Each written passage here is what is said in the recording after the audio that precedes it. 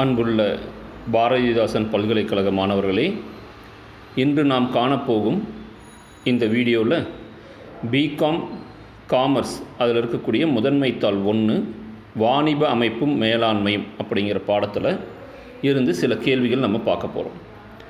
இந்த கேள்விகளில் இன்றைக்கி நம்ம பார்க்க போகிற டாபிக் கூட்டாளிகள் வகைகள், அதாவது கூட்டாண்மையின் வகைகள். கூட்டாண்மையின் வகைகள் அப்படின்னு ஒரு கேள்வி இருக்கும், கூட்டாண்மையின் பிரிவுகள் அப்படின்னு ஒரு கேள்வி இருக்கும். இன்றைக்கி நம்ம பார்க்க போகிறது கூட்டாண்மையின் வகைகள். கூட்டாண்மையின் வகைகள்னால் என்ன? முதல்ல அதற்கு முன்னாடி கூட்டாண்மைனா என்ன அப்படின்னு நமக்கு தெரிஞ்சிருக்கணும். வாணிபம் அல்லது வணிகம் 2 வகையில் செய்யலாம். ஒன்று தனிநபராக இருந்து செய்கிறது, இன்னொன்று ஒரு கூட்டாளிகளை சேர்த்துட்டு நம்ம செய்கிறது. இப்போ இந்த கூட்டாளிகளை சேர்த்துக்கிறதுக்கு நமக்கு என்ன தேவை அப்படின்னு பார்த்தீங்கன்னா, தனியால் வணிகத்தில் சில தீமைகள் நமக்கு இருக்குது. உதாரணத்துக்கு, நம்மளால் அதிகமான முதலீடு போட முடியாது, எல்லா பொறுப்புகளையும் நம்மளே ஏற்றுக்க முடியாது, கொஞ்சம் குறைவான நிர்வாக திறமை இருக்குது, அல்லது தொடர்ந்து நடத்த இயல முடியாத மாதிரி ஒரு சூழ்நிலை வந்துருச்சு, செயல்பாடே நடக்க மாட்டேங்குது நம்மளோட நிறுவனத்தில். அப்படிங்கும்போது நம்ம என்ன பண்ணுவோம்னா, யாராவது நமக்கு சப்போர்ட் பண்ணால் நல்லா இருக்குமே. அந்த சப்போர்ட் எப்படி? ஒரு ஃபினான்ஷியல் சப்போர்ட் அப்படின்னா பொருளாதார ரீதியாக நமக்கு சப்போர்ட் பண்ணால் பின்னோக்கி போயிட்டு இருக்கக்கூடிய நம்மளோட நிறுவனத்தை முன்னோக்கி கொண்டு வர முடியும் அப்படின்னு நினைப்பாங்க. அப்போ என்ன பண்ணுவாங்கன்னா, ஃபினான்ஷியலாக யாராவது சப்போர்ட் பண்ணும்பொழுது அவங்கள நம்மளோட சேர்ந்துக்கிறதுக்கு பேர் தான் கூட்டாண்மை. இது ரொம்ப சின்ன டெஃபினேஷன். கூட்டாண்மைங்கிறது பெரிய அளவில் சொன்னாலும் இது ரொம்ப சின்ன டெஃபினேஷன், புரியுறதுக்காக சொன்னோம். அப்போது ஒரு நிறுவனத்தை ஒரு 2-3 பேர் சேர்ந்து நடத்துனாங்க அப்படின்னா அது கூட்டாண்மைன்னு எடுத்துக்கலாம். இந்த கூட்டாண்மையை எப்படி அமைச்சிக்கிறது அப்படின்னா நம்ம பின்னாடி வரக்கூடிய கிளாஸில் பார்க்கலாம். முதல்ல எந்த மாதிரி கூட்டாண்மை நம்ம ஏற்படுத்திக்கணும் அப்படின்னு நம்ம தெரியணும்னா, கூட்டாண்மையினுடைய வகைகள் தெரியணும். கூட்டாண்மையினுடைய வகைகளில் ஃபஸ்ட்டு பார்த்திங்கன்னா ஒப்பந்தப்படி நடத்துதல் அப்படின்னு சொல்லியிருப்பாங்க. 2வதாக குறிப்பிட்ட கூட்டாண்மைன்னு சொல்லியிருப்பாங்க. 3வது பொது கூட்டாண்மைன்னு சொல்லியிருப்பாங்க. 4வது குறைவான செயல்பாடு. இப்படி 5வதாக சட்டவிரோத கூட்டாண்மை. இப்படி 5 வகையாக இந்த கூட்டாண்மையை வகைப்படுத்த முடியும். மீண்டும் ஒரு முறை சொல்கிறேன், வேணும்னா எழுதிக்கோங்க. ஒப்பந்தப்படி நடத்துதல், குறிப்பிட்ட கூட்டாண்மை, பொது கூட்டாண்மை, குறைவான செயல்பாடு, சட்டவிரோத கூட்டாண்மை. இப்படி 5 வகையாக கூட்டாண்மையை நம்ம வகைப்படுத்த முடியும். இப்போ முதல் வகை ஒப்பந்தப்படி நடத்துதல் அப்படின்னா என்ன சார்? நம்ம இந்த ஒப்பந்தப்படி நடத்துதல்னா தெர் இஸ் நோ டைம் லிமிட்னு அர்த்தம்.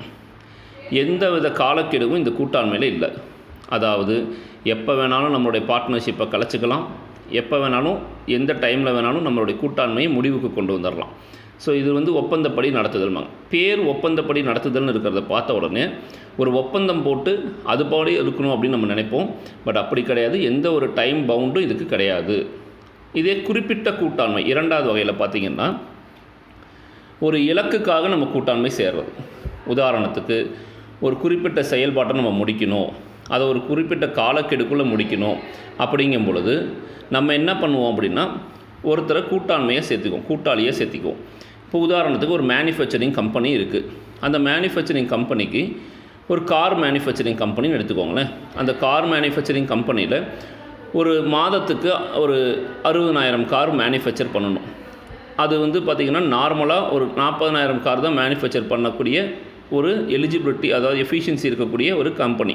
பட் ஒரு 20,000 கார் அடிஷ்னலாக ஆர்டர் வந்திருக்குங்கிறதுனால ஒரு குறிப்பிட்ட நிறுவனத்தை தன்னோட டையப் வச்சுக்கிட்டு இந்த ஒரு ஆர்டரை கிளியர் பண்ணுற வரைக்கும் மட்டும் நம்மளை அவங்க கூட்டாண்மையை கருதி இருந்துக்கூடியது. அப்போது கூட்டாண்மை அப்படிங்கும்போது நிறைய வகையான கூட்டாண்மை இருக்குது. எப்போ வேணால் கலைச்சிக்கலாம். ஒரு பொருள், ஒரு செயல்பாடு முடிகிற வரைக்கும் நம்ம கூட கூட்டாளியாக இருந்துக்கிட்டு அதுக்கப்புறம் அந்த செயல்பாடு முடிஞ்சு அந்த இலக்கை அடைஞ்சிட்டோம் அப்படின்னா அந்த கூட்டாண்மை தானாகவே முடிவுக்கு வந்துடும்.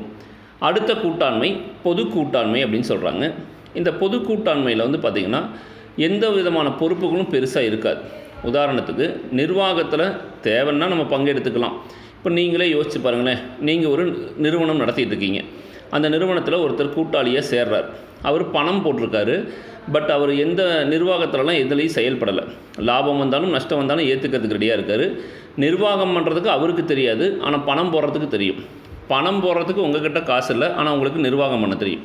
இப்போ இது வந்து ஒரு பொது கூட்டாண்மை. நீங்கள் 2 பேரும் சேர்றீங்க, நீங்கள் நிர்வாகம் பண்ணி அந்த நிறுவனத்தை மேலே கொண்டு வர நினைக்கிறீங்க, அதுக்கு அவரோட பணத்தை பலமாக எடுத்துக்கிறீங்க, அவர் நிர்வாகத்தில் தலையிடலை, அப்படின்னா இது வந்து ஒரு பொது கூட்டாண்மை அப்படின்னு நம்ம எடுத்துக்கலாம்.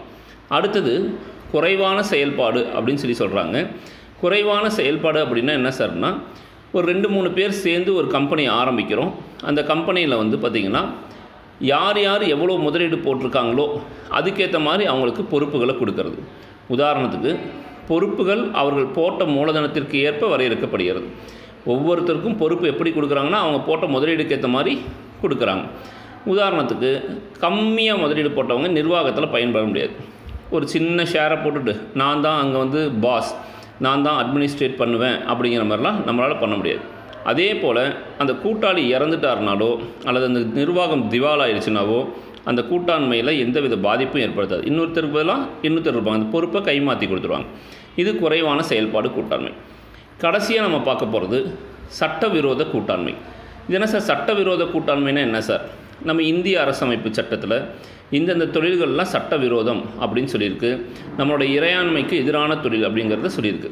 அந்த மாதிரி தொழில்களை செய்கிறதுக்காக கூட்டு சேர்ந்தாங்கன்னா அது சட்டவிரோத கூட்டாண்மை. நாளைக்கு ஒரு கூட்டாளிக்கும் இன்னொரு கூட்டாளிக்கும் இடையில், இந்த கூட்டாளிகளுக்கு இடையில் பிரச்சனை வந்துருச்சு அப்படின்னா அவங்க சட்ட ரீதியாக எந்த நீதிமன்றத்துக்கு செல்ல முடியாது. ஏன்னா இவங்க பண்ணுற பிஸ்னஸே எப்படிங்க, சட்டத்துக்கு விரோதமான பிஸ்னஸ் பண்ணுறாங்க. இப்படி கூட்டாண்மையை நம்ம 5 வகைகளாக பிரிக்க முடியும். மீண்டும் ஒப்பந்தப்படி நடத்துதல் அப்படின்னா நோ டைம் லிமிட் அப்படிங்கிறத வச்சுக்கலாம். எப்போ வேணாலும் இந்த கூட்டாண்மை முறியலாம். 2வது குறிப்பிட்ட கூட்டாண்மைனா ஒரு குறிப்பிட்ட காலக்கெடு வரைக்கும் கூட்டு வச்சுக்கிட்டு அந்த டார்கெட்டை நம்ம அச்சீவ் பண்ணதுக்கப்புறம் நம்ம என்ன பண்ணிடலாங்க, அந்த கூட்டாண்மை தானாகவே கலைச்சிடலாம். பொது கூட்டாண்மை அப்படிங்கிறது நிர்வாகத்தில் தேவைன்னா பங்கெடுத்துக்கலாம், தேவையில்லைன்னா பங்கெடுக்க தேவையில்லை. குறைவான செயல்பாடு அப்படின்னா ஒரு 4-5 பேர் ஒரு நிறுவனத்தை சேர்த்து ஆரம்பிக்கிறாங்கன்னா அதில் யார் யார் எவ்வளோ முதலீடு பண்ணியிருக்காங்களோ அதுக்கேற்ற மாதிரி ஒரு கூட்டாண்மைக்கான ஒரு பொறுப்புகளை கொடுக்கலாம். அதிக முதலீடு பண்ணவரை நிர்வாக ரீதியாகவும், குறைந்த அளவு முதலீடு பண்ணவங்களுக்கு வேறு ஒரு பொறுப்புகளும் கொடுக்கலாம். சட்டவிரோத கூட்டாண்மை அப்படிங்கிறது சட்டத்திற்கு எதிராக நம்ம ஒரு தொழில் பண்ணுவதற்காக, வணிகம் செய்வதற்காக, வாணிபம் செய்வதற்காக சேர்ந்தோம்னா அதுதான் சட்டவிரோத கூட்டாண்மை. இந்த மாதிரி கடைசி கூட்டாண்மை, அதாவது சட்டவிரோத கூட்டாண்மை பிரகாரம் நம்ம கூட்டு சேர்ந்து நாளைக்கு ஏதாவது பிரச்சனைனா நம்ம கேஸ்க்கு போக முடியாது, கோர்ட்டுக்கு போக முடியாது. நன்றி, வணக்கம். மேலும் விரிவான தலைப்புகளுக்கு தொடர்ந்து நமது சேனலை சப்ஸ்கிரைப் பண்ணுங்கள், பெல் பட்டனை கிளிக் பண்ணுங்கள், லைக் பண்ணுங்கள். தேங்க்யூ.